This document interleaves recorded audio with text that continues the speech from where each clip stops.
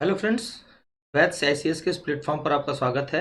और हम डिस्कस करने जा रहे हैं कि UP PSC Uttar Pradesh public service commission के प्रीलिम्स के एग्ज़ाम में आए हुए क्वेश्चंस की ट्रेंड एनालिसिस कि क्या किस तरीके के क्वेश्चंस जो है वो यूपी पीएससी के एग्ज़ाम में विगत 5 वर्षों में पूछे गए हैं। उससे हमें आगामी जो एग्ज़ाम होगा उसके ट्रेंड का पता चलेगा। उसमें जो विषय हमारा है वो है इतिहास। इतिहास विषय की चर्चा हम आपके साथ करेंगे विगत 5 वर्षों के क्वेश्चंस के साथ में। तो देखिए, जब कभी आप एक शॉर्ट टर्म प्रोग्राम बनाते हैं किसी भी एग्जाम को क्रैक करने का, जिसको आप कहते हैं एग्जाम स्ट्रेटजी, कहते हैं कि एग्जाम को क्रैक करने की रणनीति क्या होगी या कैसे जो है हम अच्छा स्कोर कर सकते हैं, तो हिस्ट्री में आप कैसे अच्छा स्कोर कर सकते हैं, इसके लिए दो बातों पर फोकस करना जरूरी है। First one is what to read, क्या पढ़ा जाए, and second one is how to read.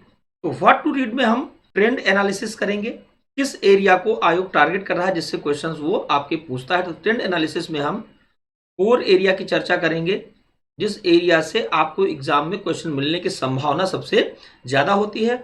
और हाउ टू रीड के पोर्शन में हम चर्चा करेंगे, पहले आपका सोर्सेस क्या होंगे, देन आपके पढ़ने का तरीका क्या होगा, आपके पढ़ने का जो तरीका है वो क्या होगा, मेथड ऑफ स्टडी। तो इन दोनों ही पॉइंट्स पर हम लोग डिस्कस करेंगे। तो सबसे पहले हम लोग ट्रेंड एनालिसिस देखते हैं कि विगत 5 वर्षों में कौन से क्वेश्चंस आए और उनका रोल क्या रहा। तो देखिए, number of questions year wise यहाँ पर एक ग्राफ आपको दिया हुआ है। तो ये 2018 में 23 क्वेश्चंस आए, 2017 में 23 क्वेश्चंस आए, तो लगभग जो है इक्वल क्वेश्चंस आपको देखने को मिल रहे हैं। 2016 में देखिए 21 क्वेश्चंस थे, 2015 में 20 क्वेश्चन है, और 2014 में देखिए 30 क्वेश्चंस आए थे। तो अगर आप लास्ट 5 ईयर्स के एग्जाम्स को एनालाइज करते हैं तो एक एवरेज आपको मिलता है कि अप्रॉक्स 22 to 24 इसके बीच में क्वेश्चंस आपके वेरी करते रहते हैं। और ये एक सिमिलर ट्रेंड आपको प्रदर्शित कर रहा है। अगर 2014 में 30 क्वेश्चंस की बात हम छोड़ दें तो लगातार आप देखेंगे कि ये ट्रेंड आपको प्रदर्शित कर रहा है कि 22 से 24 क्वेश्चन के आसपास आपको प्लस माइनस मिलना चाहिए। और ये एक बड़ा मार्जिन है यूपीपीसीएस में, 150 क्वेश्चंस में ये आपके लिए एक बड़ा मार्जिन है। और इसमें देखिए, अगर इसको और हम एनालाइज करें तो ये पाएंगे कि तीनों हिस्ट्री के सेगमेंट में एंशिएंट, मिडिवल और मॉडर्न, मैं एवरेज लेकर के चल रहा हूं लास्ट 5 ईयर्स का, एंशिएंट, मिडिवल और मॉडर्न में जो क्वेश्चंस रहे हैं अप्रॉक्स 50%, 50% प्रश्न जो है वो मॉडर्न इंडिया से रहे हैं। और इसके बाद लगभग 30% क्वेश्चंस जो है आपको वो एंशिएंट इंडियन हिस्ट्री से मिलेंगे, और 20% के आसपास आपको मिडवल हिस्ट्री से मिलेगा। हालांकि मिडवल के ट्रेंड में गिरावट जो है लास्ट 2 सालों में आपको दिखाई देगी, 2017 और 18 के एग्जाम्स में। तो उसके क्या कारण है, इसकी चर्चा भी हम आपके साथ करेंगे। तो ये नंबर ऑफ क्वेश्चंस थे जिसमें अप्रॉक्स 22 से 24 के बीच में क्वेश्चन आपको एग्जाम में मिलना चाहिए, जो ट्रेंड पिछले 5 वर्षों का आपसे कह रहा है। अब एंशिएंट इंडियन हिस्ट्री की अगर हम बात करें तो इसका रोल जो है वो एग्जाम में बढ़ा है। क्यों बढ़ा है, तो देखिए यहां से गवर्नमेंट के अकॉर्डिंग पॉलिसीज भी चेंज होती हैं। तो जो है गवर्नमेंट चेंज होने की वजह से 2017 और 18 के एग्जाम्स की अगर हम बात कर रहे हैं तो यहां पर जो रोल बढ़ा है वो बढ़ा है आर्ट एंड कल्चर का, कला एवं संस्कृति का। आर्ट एंड कल्चर का वो एरिया जिसके अंतर्गत आप literature, architecture, inscriptions, major area मैं आपको बता रहा हूं। इंस्क्रिप्शन के बाद अगर आप देखें इसमें तो आपको रिलीजन, पब्लिक फिलॉसफी, तो ये ट्रेंड जो है आपको देखने को मिल रहा है कि साहित्य के प्रश्न आपको मिल रहे हैं, स्थापत्य के प्रश्न आपको मिल रहे हैं, अभिलेखों से संबंधित क्वेश्चंस आपको मिल रहे हैं, और रीजन और फिलॉसफी से संबंधित क्वेश्चन आपको मिल रहे हैं। तो आर्ट एंड कल्चर का ये एरिया बहुत इंपॉर्टेंट होता चला जा रहा है और इस एरिया से क्वेश्चन पूछे जा रहे हैं। पहले के ट्रेंड में जहां Indus valley civilisation, prehistory, ठीक है, जो स्टोन एज, आपका 16 महाजनपद, मौर्यन एम्पायर, गुप्त एम्पायर से क्वेश्चन पूछे जा रहे थे, वहीं अब आर्ट एंड कल्चर के अतिरिक्त अगर हम पॉलिटिकल हिस्ट्री की बात करें तो पॉलिटिकल हिस्ट्री में जो ट्रेंडिंग एरिया आपको दिखाई देगा, राजनीतिक इतिहास में जो ट्रेंडिंग एरिया आपको दिखाई देगा वो है आपका पोस्ट मॉडर्न पीरियड। तो पोस्ट मॉडर्न पीरियड में Shunga, Kanva, Satavahana, Indo Greeks, Parthian, शक और कुषाणाज, तो इस एरिया से नंबर ऑफ क्वेश्चंस बढ़े हैं। देखिए ये एरिया हमारे फोकस एरिया में रहता भी नहीं था, और इस एरिया से आर्ट एंड कल्चर के क्वेश्चन भी बनते हैं। तो ये एरिया अब ट्रेंडिंग एरिया के रूप में है, पोस्ट मॉडर्न का एरिया, और साथ के साथ में आर्ट एंड आर्किटेक्चर का एरिया। तो अगर हम एंशिएंट में इस एरिया को टारगेट करते हैं तो हम एक अच्छा स्कोर करने जा रहे हैं। यहां पर रिलीजन और फिलॉसफी में मैं आपको बता दूं, ट्रेंड में अब आपको भागवत धर्म और शैव धर्म, इससे संबंधित क्वेश्चंस आपको मिलेंगे। और अगर आपको 2018 का पेपर याद है तो शैव धर्म से ही नाथ संप्रदाय से क्वेश्चन आपका पूछा गया था। अब देखिए यहाँ पर जो क्वेश्चन पूछे जा सकते हैं उनको रिलेट किया जा सकता है, जैनिज्म बुद्धिज्म की थ्योरीज के साथ में रिलेट करके वो आपसे क्वेश्चंस पूछ सकते हैं जो कि आपने पढ़ा होगा। लेकिन इस समय हमें फोकस कहाँ करना है, तो आर्ट एंड कल्चर के एरिया पर फोकस करना, और पॉलिटिकल हिस्ट्री का जो फोकस एरिया हमारा होगा वो पोस्ट मॉडर्न पीरियड का होना चाहिए, जहां से हमें क्वेश्चन मिलने की प्रबल संभावना है। अगर मिडिवल इंडियन हिस्ट्री की बात करें तो इसका रोल जो है, इसकी जो भूमिका है वो क्रमशः जो है अगर आप कहें तो वो डिक्रीज हुई है, घटी है, कम हुई है। एरो देखिए उल्टा जा रहा है, कम हो रही है।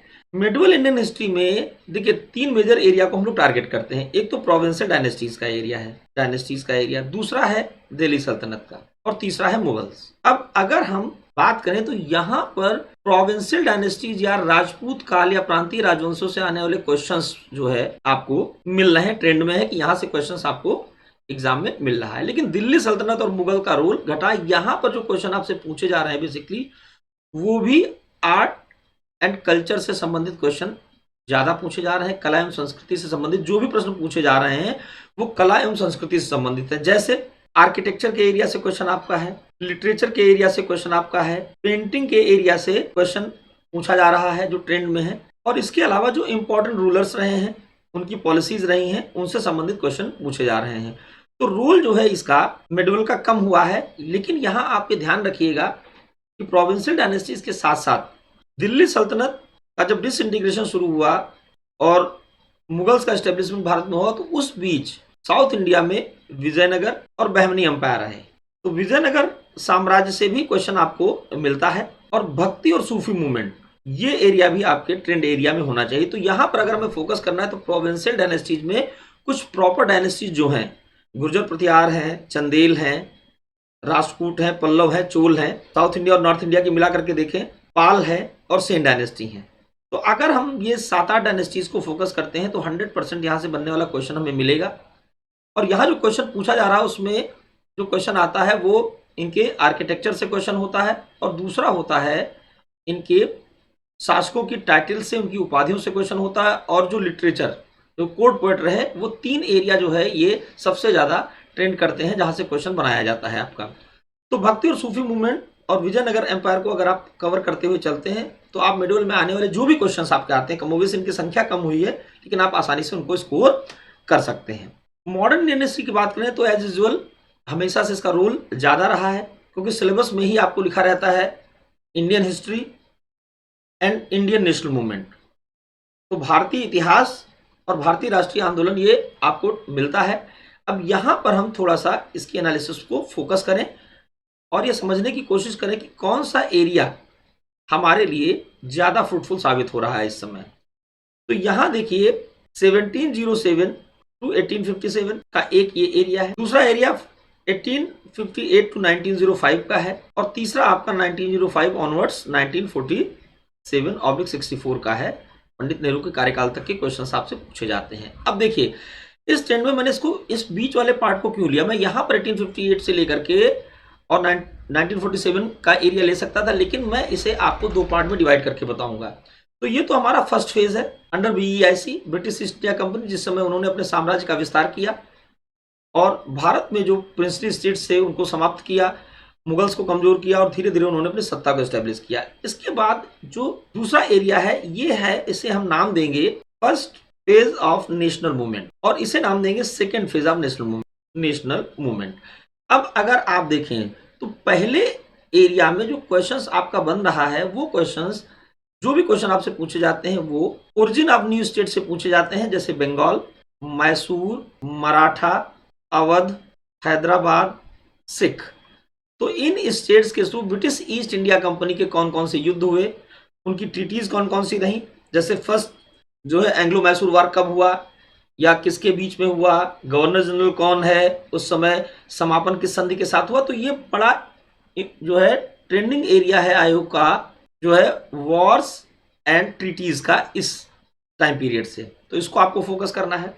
अब जब हम बात करते हैं 1858 टू 1905 फर्स्ट फेज में नेशनल मूवमेंट के, तो रिवोल्ट ऑफ 1857 और रिवोल्ट ऑफ 1857 के होने से के पीछे जो कारण है उनके एरिया से क्वेश्चन बहुत सारे बनते हैं, जैसे आपके ट्राइबल मूवमेंट्स, जो जनजातीय आंदोलन हुए या विद्रोह हुए, रिवोल्ट्स हुए।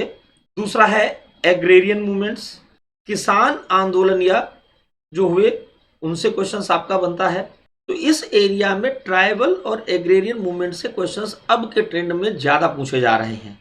ये पहले एरिया बिल्कुल नेग्लिजिबल था। अगर आप 2014 ऑनवर्ड्स पीछे की ओर बढ़ेंगे तो आप देखेंगे कि ट्राइबल मूवमेंट्स, एग्रेरियन मूवमेंट्स, ठीक, इन एरिया से रिवोल्ट ऑफ 1857, इस एरिया से क्वेश्चन कम पूछे जा रहे थे, जिनकी संख्या अब बढ़ रही है और इनसे क्वेश्चन लगातार पूछे जा रहे हैं। तो जनजातीय और किसान आंदोलन आपका फोकस एरिया होना चाहिए और इस एरिया से क्वेश्चन आपको 100% मिलने की उम्मीद है।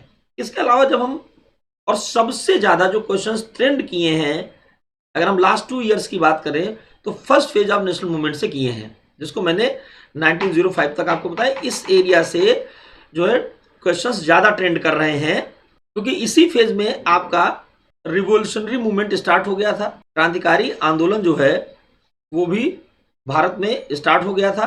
तो इस एरिया के जो क्वेश्चंस हैं वो बड़ी जो है उनके नंबर्स जो ज्यादा हैं। अब आप अगर 1905 से बंगाल विभाजन से लेकर के आजादी और आजादी के बाद की बात करेंगे, जिसको मैंने सेकेंड फेज में रखा, तो इसका रोल फर्स्ट फेज की तुलना में कम है। क्वेश्चंस यहां से भी पूछे जा रहे हैं, लेकिन इनका रोल पहले की तुलना में कम है। और यहां पर देखिए, कोई भी क्वेश्चन आपको कांग्रेस या इससे रिलेटेड लास्ट 2 ईयर्स में नहीं दिखाई दे रहा है, या इनकी संख्या बिल्कुल शून्य की ओर चली गई है। तो यहां पर जो भी पूछा जा रहा है क्वेश्चन, अब कांग्रेस में भी देखिए बहुत फोकस करने की जरूरत है। लिबरल्स थे, मॉडरेट्स थे और एक्सट्रीमिस्ट थे।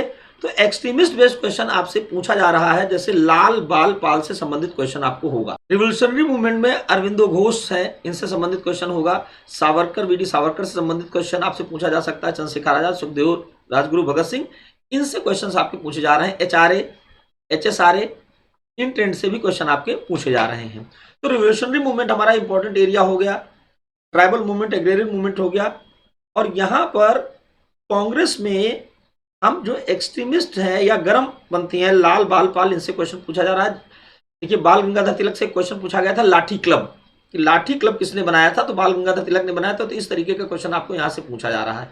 तो आपको ये ध्यान रखना है कि सेकेंड फेज को भी जब हम टारगेट करें तो HRA, HSRA मतलब रिवोल्यूशनरी मूवमेंट के साथ इसको पढ़ें, एक्सट्रीमिस्ट के बारे में फोकस करें, यहां से पढ़ें। और गांधी जी एज यूजुअल, उनसे क्वेश्चन बनना ही बनना है। तो वो क्वेश्चन आपका हमेशा ट्रेंडिंग क्वेश्चन रहा है, ऑलवेज। ये सदाबहार क्वेश्चन है जो गांधी जी से बनते हैं, ठीक है। तो गांधी जी से संबंधित, उनके मूवमेंट से संबंधित क्वेश्चन आपसे पूछे जा सकते हैं। तो यहां पर आपको ये ध्यान रखना है। तो ये आपका ट्रेंडिंग एरिया है, जिसको मैंने बताया कि अगर आप इसे टारगेट करते हैं तो आप एक बहुत अच्छा स्कोर करने जा रहे हैं। अगर अब हम बात करें अपने सेकेंड पॉइंट ऑफ व्यू की, हाउ टू रीड, जिसमें मैंने आपको बताया था कि हम इस पर डिस्कस करेंगे आपके साथ में, हमारे सोर्सेज क्या होंगे। तो सोर्सेज जो है, तो सबसे बड़ा सोर्स है प्रीवियस ईयर पेपर, ठीक है। ये कई लोगों ने आपको बताया होगा, लेकिन पढ़ने के तरीके को फोकस करना है। प्रीवियस ईयर पेपर की एनालिसिस बहुत जरूरी है। आप लास्ट 10 ईयर्स के कम से कम अप्रॉक्स अगर कर सकते हैं तो 10 ईयर्स के पेपर्स की स्टडी करिए। और पेपर्स की स्टडी करने में जो सबसे महत्वपूर्ण बात है कि केवल क्वेश्चन और आंसर को नहीं देखना है। यहीं पर हम जो है, हमसे दिक्कत होती है कि हम लोग क्या करते हैं, हमने 10 वर्ष के पेपर का अध्ययन किया।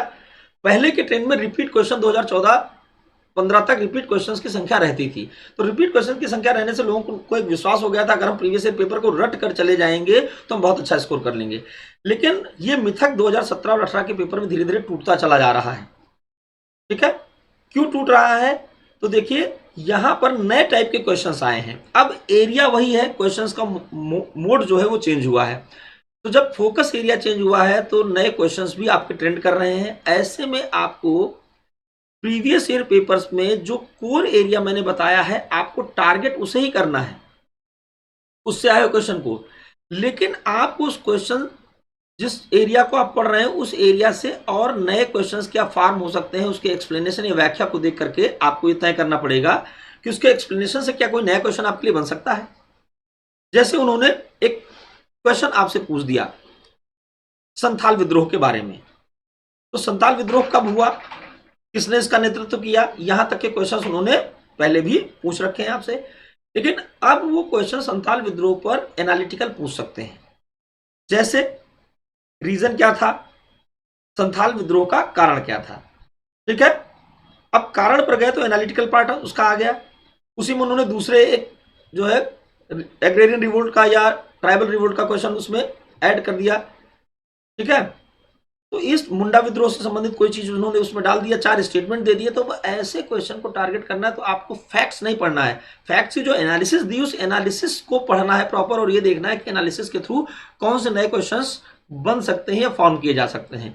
तो तब जाकर के सही मायने में प्रीवियस ईयर पेपर को सॉल्व करने का आपको फायदा मिलने वाला। अगर आप डायरेक्ट क्वेश्चंस को रटने की कोशिश कर रहे हैं, ये क्वेश्चन आया ये उत्तर रहा, तो उसका बेनिफिट आपको नहीं मिलेगा, क्योंकि महत्वपूर्ण यही है कि कैसे पढ़ा जाए चीजों को।